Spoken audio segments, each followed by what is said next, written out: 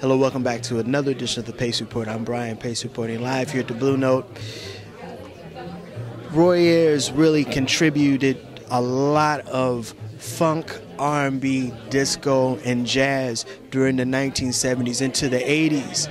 And a generation of rappers, producers, and even performers have either sampled or even tried to emulate a lot of Roy's music. The second part of my interview, we're going to talk about him forming Ubiquity, as well as some of the impact that he and both James Brown made during the 1970s while they were recording with Polydor Records.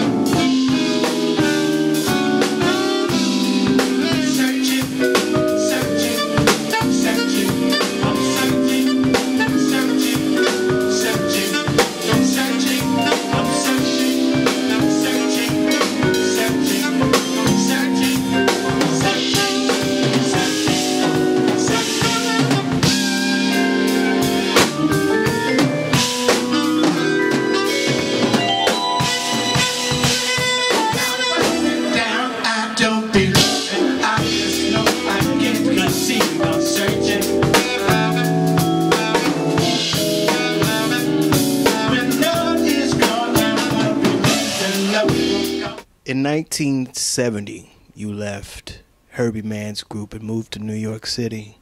Mm-hmm. And you created a band called Ubiquity. Right.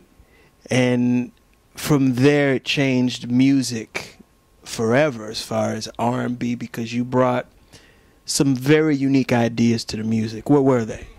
Well, I tried to incorporate my voice. I realized the importance of incorporating the voice into music. I realized that instrumentalists don't get a bigger piece of pie, generally speaking. You know, they get a piece of the pie, but they don't get a big piece of the pie. And I knew I wanted to get a bigger piece. I started realizing that I wanted to get a bigger piece of the pie, a larger sum of money. And so I started singing, and it paid off. It made sense. I incorporated voices into my music. Of course, you know, I used to sing in choir and stuff like that, but I really was a vibist. I knew it was going to be a vibraphonist and whatever. But it was important that I incorporate the voices, because I really deserve wider recognition, and that's what is exactly happened to me, fortunately. And fortunately, it's paid off greatly, you know. And it's matter of fact, I'm working on a whole new concept now. You know, I'm not going to tell you too much about it, but you'll hear it pretty soon. A whole new concept with my voice and with other voices, and I'm bringing two horns back into my band. You know, a trumpet, a sax, and of course the rhythm section. I want to touch you, baby. Give me a little reverb on my voice to make me sound nice. I want to kiss you, baby.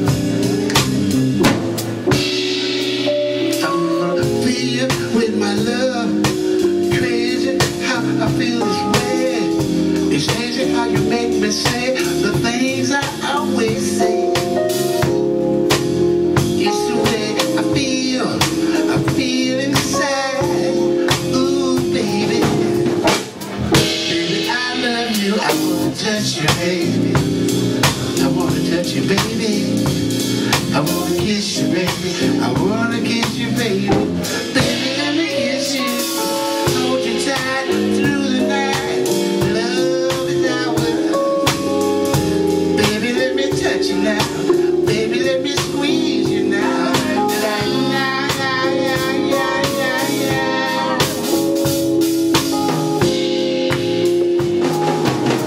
Baby, I wanna touch you, baby. I wanna touch you, baby. Oh yeah, I wanna kiss you, baby. I wanna kiss you, baby. Baby, let me kiss you. You recorded on a brand new label, Polydor. Right. And one of your label mates was the legendary Godfather soul, James Brown. Oh yeah. you guys were cranking out some very important records during the 70s.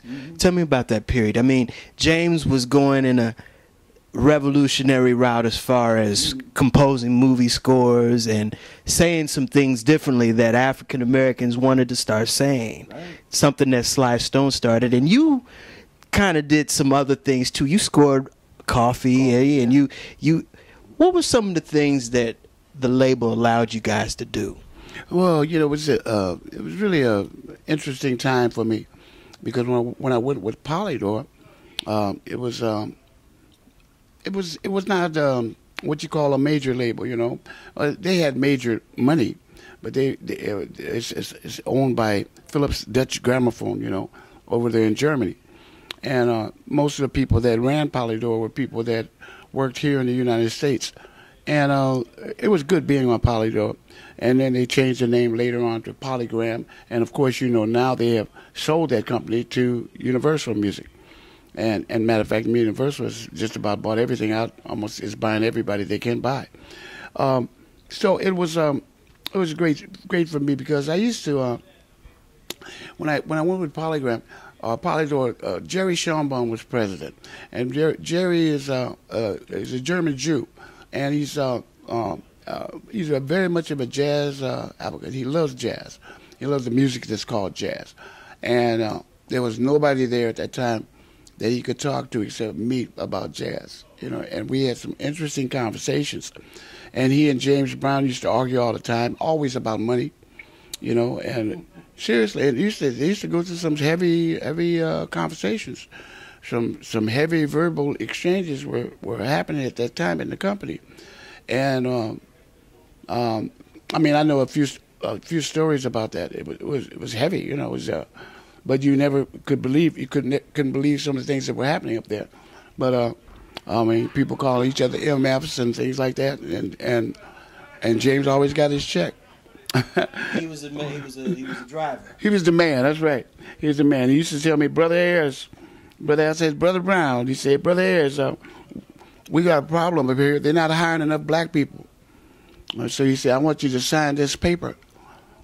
I said, he said, well, that's a paper letting him know that we don't like this. I said, well, Brother Brown, my lawyer told me not to sign nothing unless he read it. And James Brown said, you got a smart lawyer.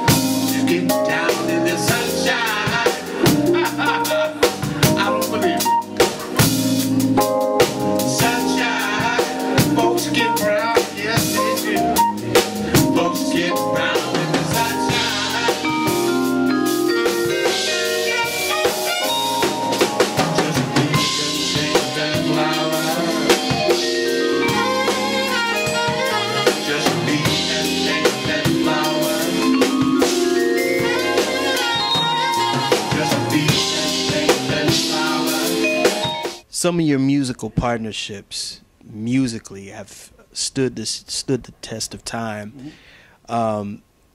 Wayne Henderson, the trombonist from Jazz Messengers, Jazz Crusaders. Yeah. Tell me how you guys, because you guys recorded 2 albums together, and that first album was just smoking. I mean, you had the lush strings, there was some funky stuff on there too. That's a partnership that I think is phenomenal. Tell me about that.